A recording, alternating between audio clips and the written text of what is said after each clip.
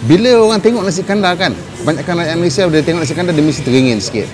Volkswagen Passat ataupun semua kereta-kereta segmen D macam itulah. Ada kala kita mesti teringin ada kereta besar sikit, kereta mewah sikit. Dan nasi kandar ni pula dia ada spek-spek wajib tau. Untuk saya, spek wajib ialah ada ayam, wajib ada telur rebus dan wajib ada sayur acah. Sudu tak payah. Dan satu lagi kena ada papadam. Tengok ni, tak ada papadam. Jadi apakah papadam yang kurang pada Volkswagen Passat? Nak tahu kena tengok sampai habis.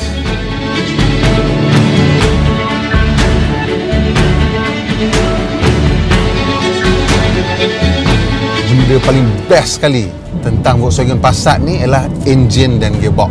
Engine 1.8 TSI dengan gearbox 7 speed DSG ni memang mana made in heaven lah. Kerana engine ni menghasilkan power dan torque daripada kelajuan yang rendah, daripada 1800 RPM tu dah almost maximum torque, dan kita boleh pull. Macam kereta ni dia punya torque ni 250 lebih Newton. Banyak jugalah untuk kereta sedan family yang macam ni kan. Jadi kita nak mature tu sentiasa ada power, sentiasa ada torque, sentiasa ada daya pecutan. Bila kita nak bawa laju tu, gearbox tu pula dia pandai memilih ratio yang bagus, yang tepat, dan sentiasa kereta tu ada power. Diturun 1-2 gear kita tak rasa. It's a proper 7 speed gearbox, tapi the gear change is so good kita tak terasa. Volkswagen Passat ni juga dikenali sebagai Passat B8 lah. Ianya platform terbaru untuk Passat menggunakan MQB platform ataupun modular platform yang dihasilkan oleh Volkswagen. Ianya berkongsi platform yang sama dengan Golf dan juga Tiguan. Kereta ni lebih lebar tapi lebih rendah dan lebih pendek pada model yang lama. Dari segi reka bentuk kita tengok ianya sekarang lebih angular, lebih bersegi-segi. Ini reka bentuk baru Volkswagen dan saya agak suka dengan reka bentuk baru ni kerana ianya kelihatan lebih tegap, lebih sasa. Secara keseluruhannya ianya lebih dinamik dan lebih muda. Volkswagen ni kan di Eropah memang nama dia power lah, strong lah. Tapi kat Malaysia ni saya rasa dia masih lagi bertatih lah. Jadi kenapa you nak kena consider Volkswagen ni? Jadi kita tengok Passat Trendline ni kereta paling basic lah. Volkswagen dia ada 3, Trendline, Comfortline dengan Highline. Trendline ni yang paling basic sekali, harga dia RM160,000. Yang Comfortline RM180,000 dan yang Highline ni RM200,000. Perkara pertama yang kita akan notice ialah quality material. Quality material jauh meninggalkan jenama-jenama Jepun. Semua soft touch plastik, memang berasa kualiti yang tinggi.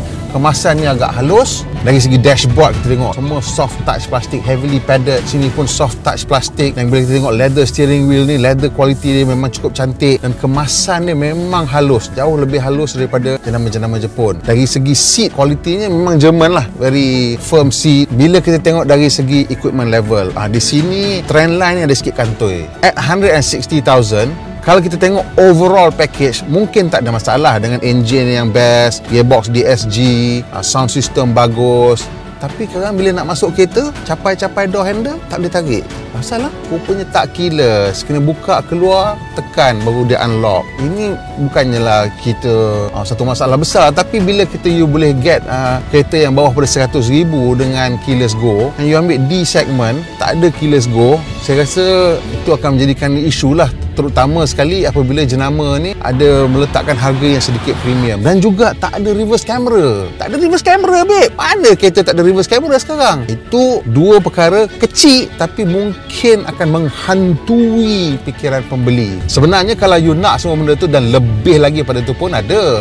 You just pay 20,000 extra, ambil the Comfortline. Comfortline semua spek ada. Everything you nak auto parking ada, touch screen, the power boot tu you jenis julur-julur kaki je kat bawah bumper, dia terbuka sendiri. Bukan setakat pintu keyless, boot pun keyless. Untuk Passat ni sebenarnya saya rasa kalau you nak beli, tak berbaloi beli Trendline, baik tambah sikit ambil yang Comfortline, di mana you get a lot more specification dan at a price yang a bit more competitive. Especially because the engine already produce power macam 2.4.